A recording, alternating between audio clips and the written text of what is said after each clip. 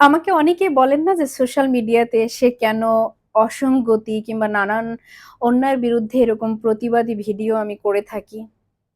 তো এখানে অনেকেই রয়েছেন আমাকে বেশিরভাগই উৎসাহ জুগিয়ে থাকেন। আর কিছু মন্দ বা সমালোচনাকারী তো থাকবেই। এটা আমার কাছে বিষয় না। তবে সত্যি কথা বলতে কি জানেন? আমি এজন্যই এই প্রতিবাদীমূলক ভিডিওগুলো করে থাকি। আমি একটি পোস্ট পড়েছিলাম।